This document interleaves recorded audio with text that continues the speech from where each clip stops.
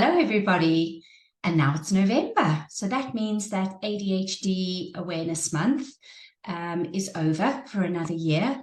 But I wanted to make this video today because I hope that the busting of myths and misconceptions and the growing of awareness and acceptance of ADHD will continue long after October is finished.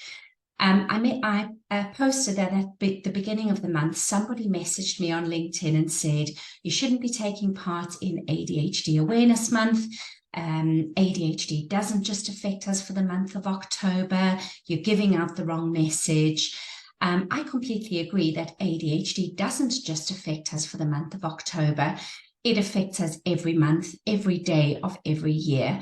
And that is why we need to keep spreading this message. I still believe that it's a really helpful thing to take part in ADHD Awareness Month because that gives us an added platform, a way of spreading the message with more visibility and more kind of hype around that particular month.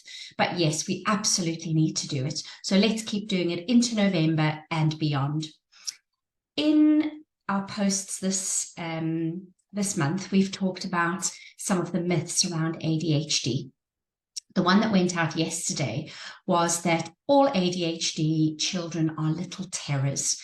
And we all know that whether we have children with ADHD, whether we've taught children with ADHD, we all know there can be that feeling of them being too much and too loud and too needy and too demanding of our attention.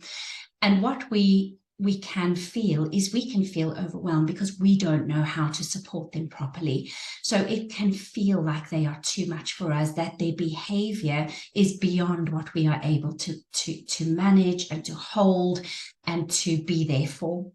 And that's where, that feeling may have come from. I think what we have to understand is that ADHD young people are like all other children, and all any child wants is a feeling of being seen, heard, and valued. They want to know that they belong, they are accepted for who they are, and they want to have that feeling of safety in the environment that they're in. When our children are not, any children are not getting that feeling, their behavior is going to try to get that feeling in any way that they can.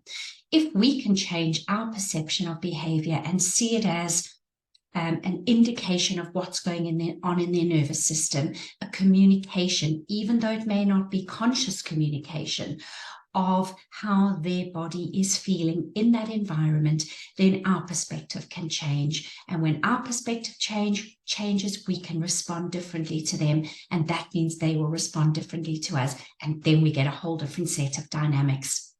That is when we can really respond to the need that they have. We can see beneath that behavior. And that may sound simple, but it's certainly not easy, especially when we are dysregulated. If we find our nervous system triggered by their behavior, it is going to be really difficult for us to have that space to respond, to meet that need. We are going to react. We are going to try to change that behavior to make our nervous system feel more comfortable. So that goes back to the very first thing that needs to happen is we need to be more regulated. We need to find ways as the adult of regulating our nervous system, not being calm all the time. That is definitely not what regulation means. We are going to get angry, get frustrated, feel sad, feel disappointed. We're going to feel all those human emotions, but it's being able to process those feelings, work our way through it, respond in a way that doesn't harm us, doesn't harm the people around us, and allows us to process those feelings and get back to that state of safe and social and engaged and able to interact with people around us. That's what that regulation of our nervous system means, not being stuck in that fight or flight or freeze, being able to be that safe nervous system for our young person. One of the other myths that we put out was that ADHD is only for children, and that we know is absolutely not the case. It is not something that you grow out of. Yes, you may learn new skills and new strategies and ways of dealing with the difficulties that you're having. Sometimes masking comes into that as well, but you don't grow out of ADHD.